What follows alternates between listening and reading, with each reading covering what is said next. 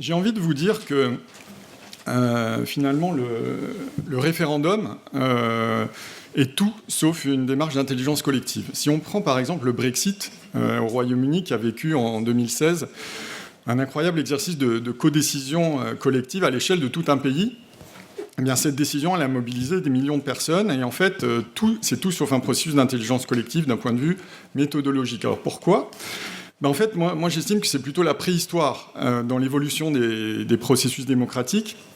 En fait, c'est une question, un vote binaire, oui ou non, et il n'y a aucun débat entre l'ensemble des participants.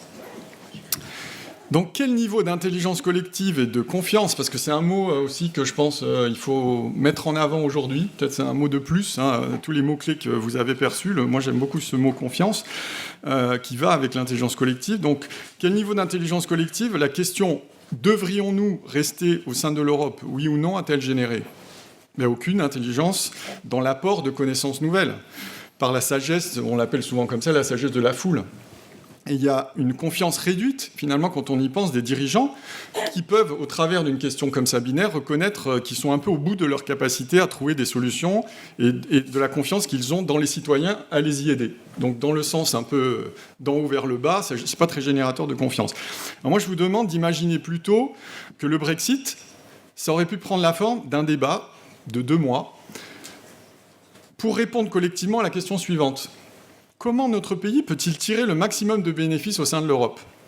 Et là, on aboutit à une recommandation collective de dizaines de solutions nouvelles élaborées par des échanges entre plusieurs millions de contributeurs. La décision de sortir ou pas de l'Europe, elle aurait été peut-être parmi ces recommandations, sous la forme, mais le tout aurait pris la forme d'un plan d'action concret qu'il aurait fallu mettre en œuvre avec un niveau d'appropriation et d'engagement hors norme. Et ça aurait permis de retrouver la confiance, du coup, à 2 niveaux, me semble-t-il. C'est chez les dirigeants, qui auraient su montrer, en mettant en place ce dispositif, leur capacité à mobiliser l'intelligence collective de leurs concitoyens et en vérifier le potentiel innovant.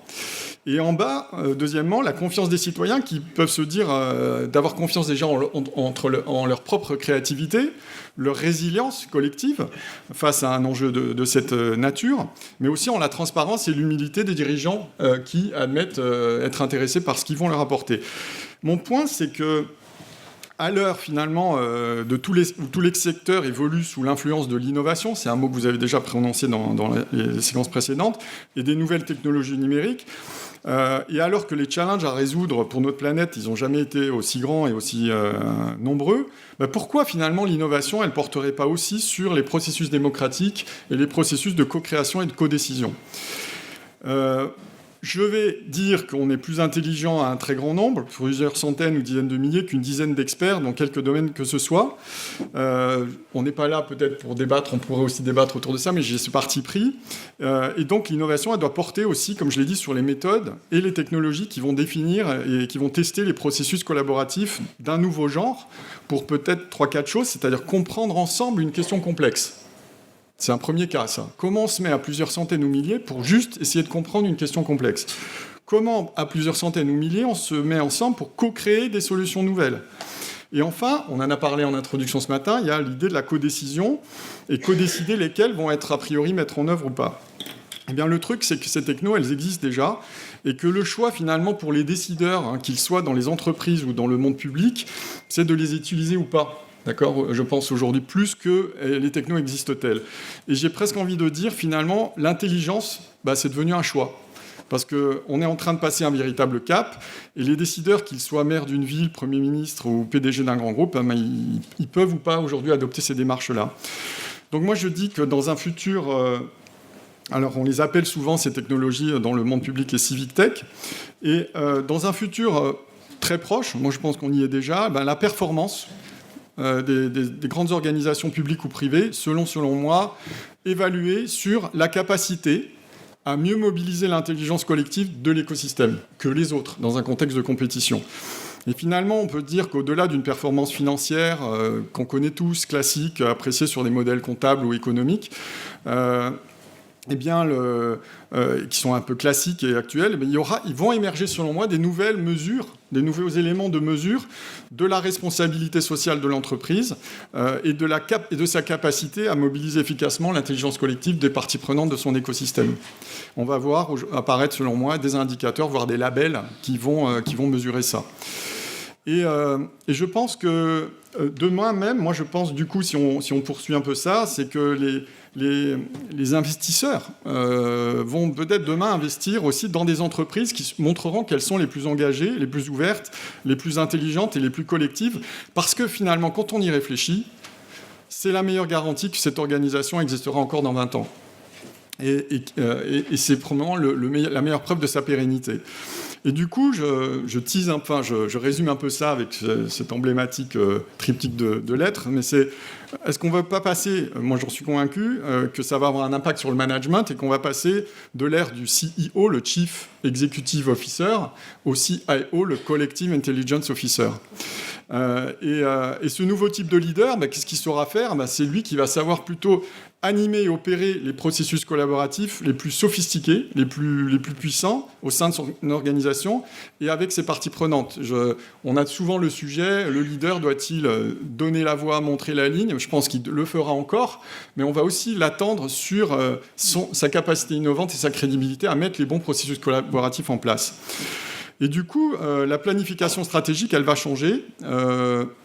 Je pense qu'on va passer des petits comités COMEX ou des consultants en stratégie associés qui, en quelques réunions, vont définir une stratégie, à des grandes co-constructions collectives de stratégie. On en fait chez Bluenov. On fait des NJ 2030, des Parlons Énergie à 100 000 chez EDF, ou même sur des petites entités du Crédit Agricole à Toulouse, à 1500. On se co-construit à 1500 avec ses 300 administrateurs, son plan stratégique à 2024 qu'on appelle Inventons 2024. Ça y est, on y est. Il y a des entreprises qui se co-construisent le plan. On est dans un temps aussi de loi Pacte, de raison d'être. On commence à avoir des missions de construction collective massive du purpose, de la raison d'être. On est sorti du champ de l'innovation, on est sur la stratégie, on est sur la transfo, on est sur les enjeux RH. Et je pense que ce qu'on va attendre de cet emblématique CIO dans le futur, c'est de savoir ébaucher les grands traits d'une vision et la mettre en débat. Et sur une plateforme adaptée, typiquement pendant 2 mois, on va mobiliser les équipes. Je dis souvent 2 mois parce que vous verrez que le temps court, pour moi aussi, c'est un élément que j'avais envie d'apporter au débat, c'est que finalement, souvent, on travaille sous contrainte. L'intelligence collective, j'aime à dire en fait que parfois, quand on fait de l'intelligence collective, on est un peu des architectes des bons dispositifs. Je pourrais le résumer en disant finalement, quand on vous donne un enjeu de faire de l'intelligence collective, c'est attends, je dois travailler avec un petit groupe, avec un grand groupe, sur 2 jours, sur 2 mois, en digital, en présentiel. Et l'intelligence collective, c'est probablement un peu l'architecture de ça en fonction des contraintes qu'on me dit. Vous n'allez pas du tout utiliser les mêmes méthodes et les mêmes outils si vous avez 2 jours et 100 personnes que si vous en avez 100 000 et vous avez 2 mois pour faire le job. Et du coup, c'est comment on range les méthodes dans cette massivité de l'approche et dans ce jeu de contraintes-là. Et du coup, moi je pense que demain on va voir des missions, des projets où on va donner quelques grandes lignes de thèmes à débattre, dont on estime qu'ils sont pertinents à débattre. On va les mettre en discussion, en conversation. Il y a un parti pris, je vais y revenir, méthodologique très fort, c'est la conversation. C'est-à-dire cette croyance que finalement on n'a rien trouvé de mieux que le fil de discussion pour générer de la créativité à grand nombre. Et on va terminer ces grands moments-là d'intelligence collective par de la sélection d'idées ensemble et de la priorisation. Donc, je vais faire un petit zoom sur la méthode. Moi, quand je parle d'intelligence collective, finalement, si j'avais à l'hyper simplifier, c'est un gros enjeu, un gros sujet, une grosse problématique. C'est de mobiliser le grand nombre pour la traiter. C'est le temps court. Et après, on peut parler du temps court. Moi, j'y mets 6 à 8 semaines. En fait, comme j'aime présenter ce qu'on fait, c'est par exemple venir impacter un trimestre, venir impacter un semestre dans une organisation. Vous savez, on fonctionne tous par budget. Donc, qu'est-ce qu'on peut faire à cadrer en septembre, qu'on s'est délivré sur octobre-novembre, qui pond un livrable en décembre ? C'est cet ordre-là du temps court. Vous voyez, on est quand même dans des environnements où la vitesse est attendue et l'impact est attendu. Et du coup, si j'avais à zoomer un petit peu sur la méthode, je suis je suis assez à l'aise pour vous parler de notre plateforme à nous parce que ça a une genèse passionnante. Moi, j'ai créé la société en 2008 sur un modèle de consulting autour de l'open innovation et je rongeais un peu mon frein en tant qu'entrepreneur pour monter sur un actif logiciel à un moment donné et créer un actif de la société. Il y avait plutôt un océan rouge de solutions pour océan bleu, c'est-à-dire très riche de solutions de réseaux sociaux d'entreprise, de boîtes à idées digitales, de concours d'innovation. Et là, je rencontre une équipe de recherche qui travaille pour la Commission européenne, des Canadiens qui travaillent avec le MIT, qui est aujourd'hui mon associé. On a été fusionné par un fonds d'impact depuis. Et le projet était le suivant. Nous, on travaille sur un projet de recherche qui s'appelle Catalyse de la Commission, où la question posée, c'est comment co-construire une constitution européenne à plusieurs millions de citoyens? Quelles méthodes? Quels outils? J'avais jamais entendu ça. Attends, tu me dis, tu prends un gros enjeu à l'échelle d'une constitution d'un continent, tu dois pondre un livrable de connaissances nouvelles complexes, une constitution qui n'existe pas, donc c'est vraiment la création de connaissances nouvelles, à très grand nombre en multilingue sur un temps raisonnable. Et du coup, moi, ça m'a fait flash. Je me dis, mais là, on peut décliner ça sur plein de domaines dans l'entreprise. On pose un gros sujet, on mobilise le grand nombre, on se donne 2 mois et on pond un livrable dont on peut dire qu'il a été construit par le collectif. Et du coup, aujourd'hui, on a développé une plateforme, et c'est très hybride entre une méthode et un outil qui permet de décliner un certain nombre de modules. On stratégise un débat. Typiquement, la séquence un peu type, je ne vais pas trop m'étendre, je préfère avoir quelques questions à la fin, c'est de dire, on pose un sujet, on pose une grande question, on la thématise. C'est quoi notre projet d'entreprise à 2024 sur comment devenir un employeur attractif, comment être plus en pointe avec nos clients. Donc, on thématise le sujet et on invite 5 000, 10 000, 100 000 collaborateurs à venir 6 à 8 semaines traverser les phases méthodologiques du débat. Par exemple, en commençant par un module de questions ouvertes, on va onboarder, on va monter à bord tout le monde sur le sujet. Si vous posez la question, quel est l'impact de l'intelligence artificielle sur nos métiers à 2030 ? Il faut un peu mettre à bord, s'aligner sur « Attends, mais qu'est-ce que tu entends par intelligence artificielle ?» Donc on se donne 10 jours de questions ouvertes et de réponses pour onboarder tout le monde et commencer à affiner si on ne s'est pas trompé sur les thématiques, etc. On passe à une fausse... Donc l'interaction là, elle a été de type questions ouvertes, réponses, et vote sur les questions des autres. C'est un module. On vous propose une suite de 2-3 semaines où là, on part en divergence sous forme de conversation massive, fil de discussion. Là, on rentre dans les thèmes, on parle, et on a notre pyramide d'engagement où il y aura des actifs qui vont pondre des messages profonds, il y aura des réactifs qui vont réagir, et je fais une incise. Nous, on n'appelle pas les gens qui disent rien des passifs, on les appelle les apprenants. Parce qu'ils vont lire la question du début, les synthèses itératives, les bouts de discussion et le livrable à la fin. Ça veut dire qu'en 2 mois, vous avez mis à bord un pan de l'organisation qui n'a rien dit, mais ils vont être actifs sur la suite. Et quand on parle de transformation et de conduite du changement, c'est des sujets très latéraux et poreux de ces sujets-là. Vous voyez ce que ça veut dire en termes de vitesse d'impact par la suite du livrable. Bon, ça a duré 3 semaines. On a fait émerger autour de ces 3 semaines, avec le deuxième module de fil de discussion, un certain nombre de concepts et d'idées qu'on synthétise en 2-3 fois. Ça fait partie du processus. On valide avec la communauté qu'on est en train de se pondre, de faire émerger une synthèse avec laquelle ils sont à l'aise. Donc il y a un peu ce côté démocratique dans le processus et la méthode. Ensuite, on peut approfondir certains sujets. Là, l'interface change. Elle devient par exemple un double colonne pour ou contre. Avantages, inconvénients sur tel ou tel sujet. L'intelligence collective n'est plus au service de la divergence, elle est au service de l'approfondissement. 2-3 semaines aussi. Et on peut utiliser enfin l'intelligence collective pour la sélection finale. J'ai mis ça là-dessus, j'en parle maintenant. Typiquement, quand on a sorti 30 projets, 30 recommandations, 30 idées un peu concrètes à plusieurs milliers, on peut nous proposer de l'intelligence collective pour les prioriser. Je trouve ça assez passionnant parce que rien qu'avec une modalité de type jeton, vous donnez à 10 000, 20 000, 30 000 personnes 8 jetons verts, 4 jetons rouges, ça met le management dans quelle posture ? De se récupérer sur 4-5 des projets, beaucoup de jetons verts. Un nuage vert de « OK ».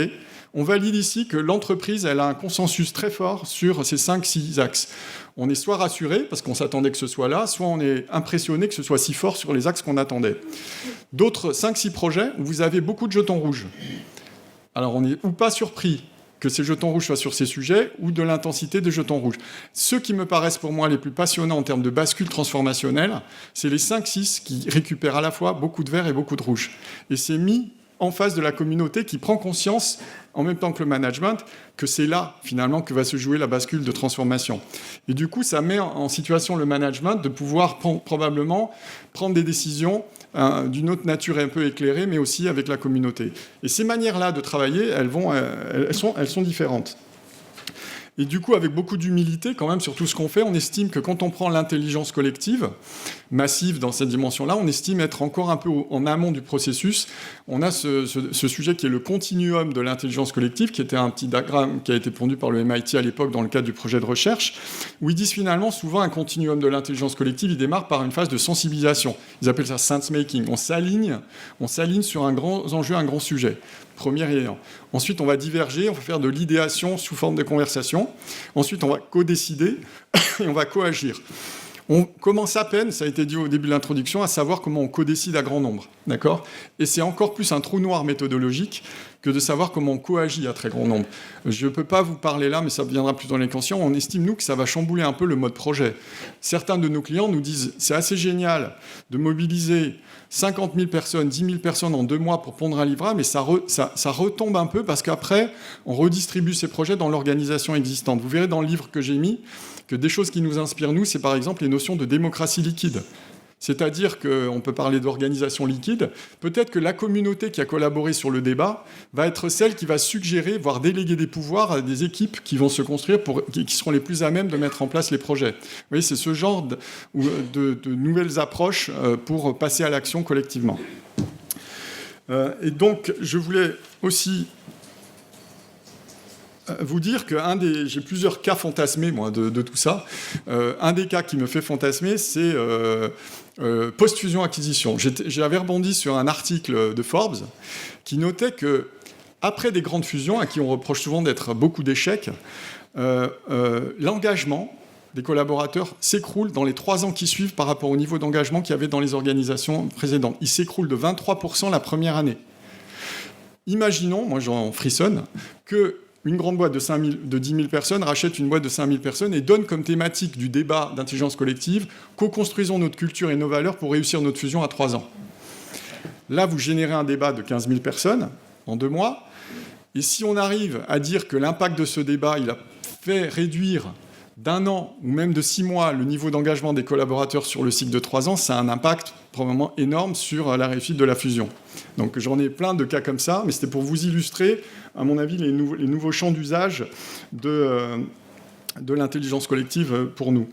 Et pour finir, je vais dire que, en fait, comme vous le sentez de manière un peu passionnée dont j'en parle, nous, chez Bluenov, on pense que l'intelligence collective, finalement, c'est la compétence clé, la capacité à mobiliser l'intelligence collective d'un écosystème, d'une organisation et des parties prenantes, c'est la compétence clé du futur. D'accord ? Et que les entreprises, les administrations, les organisations qui vont le faire mieux que les autres vont générer un avantage compétitif par rapport à leurs concurrents. Je vous remercie.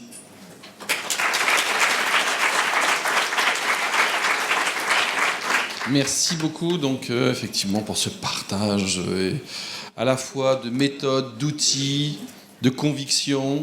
C'est un peu tout ça, l'intelligence collective. Allez, une question, 2 questions. Allez, 2 questions. You are the timekeeper. Puis 3, voilà, il faut bien que ça soit un peu équilibré. Hein. Allez, Isabelle, je te laisse commencer. J'arrive après. Voilà. Merci beaucoup pour cette présentation. Alors, je partage complètement l'introduction de la présentation qui est que le référendum, c'est absolument pas démocratique du tout. Mais du coup, ça me pose une question sur votre étape de priorisation à un moment donné, puisqu'on en revient quand même à des idées un peu en lien avec le référendum, puisque c'est le plus de rouge, le plus de vert. Donc, on revient sur des clivages majorité-minorité. Quels sont les... Ouais. Donc, qu'est-ce que vous avez envisagé un peu Alors, déjà, je pense que tout le monde ne fait pas ce côté jeton rouge, jeton vert, parce que ça permet de décider. Et en fait, une petite correction par rapport à ce qu'a dit David, nous, on a participé au grand débat sur la partie analyse. Et on a eu la chance de travailler sur des nouveaux modèles avec une entreprise qui s'appelle Cognito, où on est très intéressé par l'arbre des connaissances. Parce que vous vous souvenez peut-être pour le débat, et je trouve que ça touche votre question, me semble-t-il, c'est par exemple... parce qu'en fait, l'intelligence collective, soit on veut sortir des idées nouvelles, mais ça peut servir à regarder, et ça me paraît passionnant, où sont les consensus, où sont les clivages, et ce qu'on appelle même dans l'arbre les effets de lobby. Puisqu'il y avait ça, c'est-à-dire dans les feuilles de l'arbre, ça voulait dire que... Enfin, je vous fais le résumé, mais en fait, la technologie qui a été utilisée pour faire ce qu'on appelle, nous, de l'ultramassif, puisqu'on avait 1 mois ou 2 pour faire de l'ultramassif, vu les millions de contributions qu'il y a eu, on a choisi une méthode qui était l'analyse lexicologique, c'est-à-dire l'occurrence de mots. Par côté quasiment pratique de la chose, mais avec l'intérêt de la méthode qui était de dire on va construire un arbre de la connaissance, qui est, je vous invite à regarder, ça existe depuis un moment, ça, mais ça produit dans le tronc de l'arbre là où sont, selon nous, les consensus. On est passionné par ça, parce que dans ce moment, j'en ai parlé tout à l'heure du pacte et de la raison d'être, donc je fais le chiffre sur l'entreprise, c'est probablement là que se balade la raison d'être d'un groupe, sur le tronc de l'arbre. Vont émerger ensuite les clivages sous forme des branches. Là, ça renvoie un peu à dire, ok, ça nous confronte finalement, nous, organisations, que là, on est en clivage fort, mais beaucoup jetons verts, beaucoup jetons rouges, vous voyez, ils apparaissent dans les branches de l'arbre. On pense, nous, que peut-être c'est le futur de la stratégie, ça. Peut-être que demain, on imagerait des stratégies duales ou à 3 niveaux, parce qu'il faudra peut-être assumer nos clivages. Et ça, vous voyez, ça nous transporte un peu sur ce genre de réflexion. Donc, comme je l'ai dit, il faut beaucoup d'humilité. On est un peu qu'au début de la codécision collective, mais on a déjà des clés pour ça, et on a déjà des clients qui vont utiliser l'arbre de la connaissance pour travailler sur des projets de vision à très grand nombre. Et donc, merci beaucoup pour cette présentation. Donc, on sent bien la passion, mais je suis une passionnée moi-même, donc je comprends. Moi, j'ai à peu près cet enjeu sur le programme dont je suis en charge en termes de coordination, donc justement sur une échelle de 50 000 personnes. Oui. Comment est-ce qu'on arrive à faire... Alors, en fait, au niveau management, ils sont entièrement convaincus, je pense, on est sur une boîte du CAC 40, des bienfaits de l'intelligence collective, à partir du moment où c'est quand même eux, là-haut, qui vont définir cette vision. Oui. Comment est-ce qu'on arrive à amener... je vois venir la question. Non, mais je vois. Vous le faites de manière super diplomatique, voilà. Je trouve. De manière très diplomatique, comment est-ce qu'on arrive à leur expliquer que peut-être que pour construire cette vision, ils pourraient bénéficier de l'intelligence collective du... Alors, peut-être je vais la traduire différemment, la question, mais c'est la vraie belle question. Et d'ailleurs, c'est intéressant parce que je reviens au mot confiance. C'est-à-dire qu'en fait, on sent bien qu'il y a... Nous, on a fait une étude BVA fin 2018 sur le degré de maturité des organisations sur tous ces sujets. Contre-intuitivement, je trouve que quand on nous amène des arguments comme ça, c'est souvent du point de vue du participant, le salarié. Mais je pense qu'il ne faut pas sous-estimer les peurs du management. Ils ont autant à perdre, le management, que finalement le salarié. Mince, je vais lancer un grand débat, on va penser que je n'ai pas de vision. Donc vous voyez, rien que là, c'est super intéressant. Alors pour vous donner quelques clés, je pense que ce n'est pas qu'un élément, je pense que c'est une succession d'éléments qui tend comme une étoile vers la réduction de ce risque. Premièrement, quand je lance un grand débat, comme j'ai dit, on ne va pas lancer une grande question dans le vide. On a cadré le débat. Nous, on a fait un débat sur le Crédit Agricole Toulouse, il y avait 7 défis.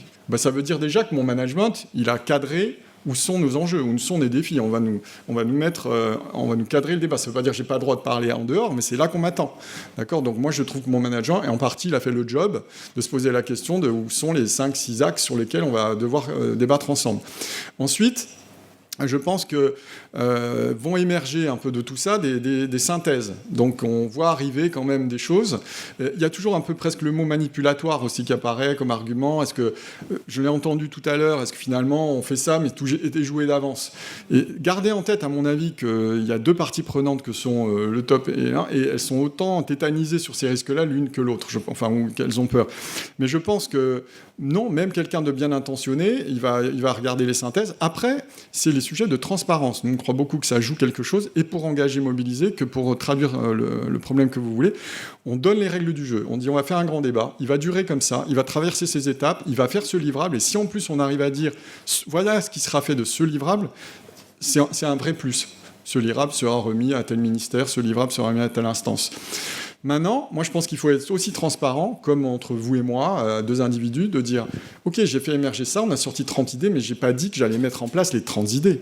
J'ai juste dit que j'allais m'inspirer de ce qui sort pour prendre mes décisions. » Si c'est dit au début, et moi je crois naïvement et positivement à la maturité des gens et de comprendre ça. On a eu par exemple 2 petites innovations. On avait fait le Parlons Énergie à 100 000 personnes sur EDF. Eux, un peu des élèves, ils ont fait leur COMEX, ils ont fait un Open COMEX où la décision a été prise en vidéo, live, et au moins on montrait comment on débattait, on choisissait. Donc je ne dis pas que c'est parfait, mais je dis ces intentions-là de porter la transparence toujours un peu plus loin. Donc, toujours un peu plus loin pour la transparence. Un grand débat. Bonjour, merci beaucoup pour cette intervention. J'avais une question sur la place des interactions humaines, c'est-à-dire est-ce que dans ce processus-là, à un moment donné, les gens se rendent compte pour le côté un peu tripal, voilà. Alors c'est un super facteur clé de succès. Nous on pousse toujours à ce qu'il y ait ce qu'on appelle l'hybridation digitale présentielle. À ce titre qu'on l'a fait faire, on accompagne nos clients parce que parfois il y a du coût à les accompagner, mais on dit il faut doubler ça par des ateliers, des moments présentiels forts, et on l'a appliqué à notre stratégie parce que le petit scoop, c'est qu'on vient d'acheter nous une solution digitale pour le présentiel qui s'appelle Succeed Together, où on a estimé nécessaire de venir aussi apporter cette capacité live d'analyse sémantique en live pendant des moments présentiels. Donc on y croit à ce point, c'est que de s'être doté en plus de technologies qui viennent servir le présentiel et la rencontre physique, tout à fait. C'est vraiment hyper important et c'est un des facteurs clés de succès de réussite de ces projets. Merci pour ce live. Je pense que D'accord. C'est l'illustration parfaite de l'échange et de l'enrichissement collectif. Donc merci pour ce retour d'expérience, sur ce que tu as fait pour le livre que tu offres à l'ensemble des participants. Donc merci beaucoup. Et puis je pense qu'effectivement la transparence, toutes ces notions-là, il y a beaucoup de choses. Et puis nous allons annoncer ce soir donc, le nouveau thème des rencontres internationales donc, de l'année prochaine. Et comme c'est sur la raison d'être et les entreprises à mission dans le cadre de la loi PAC, je pense que il y aura des thèmes sur lesquels il y a matière effectivement à échanger. Un grand merci à tous et merci beaucoup, Naïm. Merci beaucoup. Bravo.